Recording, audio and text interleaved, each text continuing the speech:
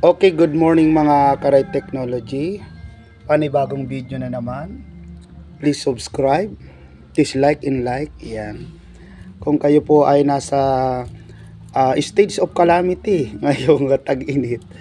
So, mga crop naman tayo na pwedeng itanim. At ang atin po ngayong problema is El Nino. Isa nga dyan sa mga atin pong mga neglected crop, pero ay kailangan talaga natin na magtanim ng tag-init ay yung ating mga root crop, mga field legumes, at itong ating mga spice katulad ng luya, dilaw, yung ating mga malalaking luya at kahit yung native na luya. So pag-usapan natin si luya ay napaka-diversified. Pwede siyang sa partially shaded, ilalim ng mga jugan, open field, nagtatribe ito, at saka sa mga buhangin, magandang klase ng lupa, kaya niya, hindi maganda, okay lang. Sa paso, pwede rin siya. So, katulad nga nitong inani ko, ito yung maliit lang na area, yung iba nasa paso na. So, ngayon, nasa preparation tayo. So, sa preparation, yan, i-ready nyo lang po si luya. Yan, yung magulang, ibig sabihin na, umabot siya ng almost 1 year.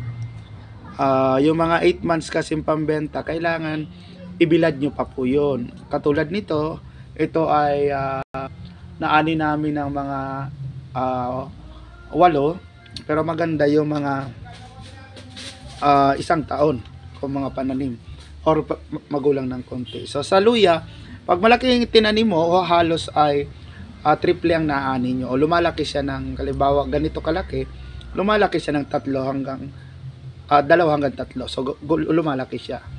So piliin nyo yung pinakamagulang. Katulad nito, pwede nyo yan natiin lahat.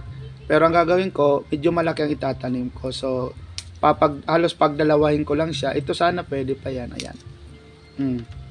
O ganyan. Itong mga pinagputulan natin ay kung organic practitioner kayo, ganyan lang. Yung iba kasi fungicide ang ginagamit. Ako ginagamit ko lang ay abo.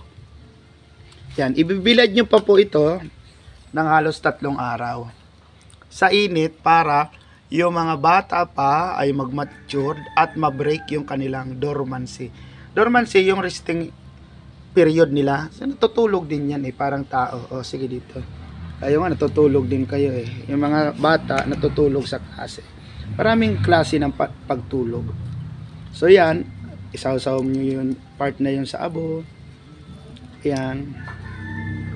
Yan. So ang abo kasi may properties yan na mga uling katulad nito ay nag-i-inhibit sila ng ating po mga fungal disease.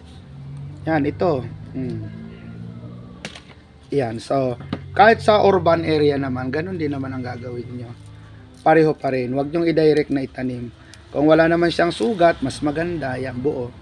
Itanim nyo na po yan. Medyo malalaki, okay lang po yun. Kung wala naman kayong masyadong pananim, ay maliliit na itanim nyo. So, yan. Anong gusto ng luya?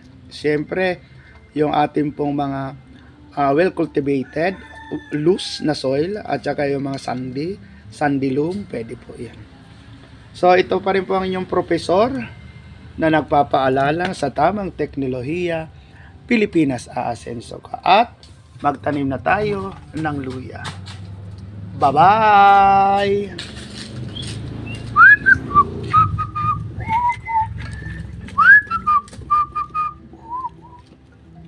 Bye-bye!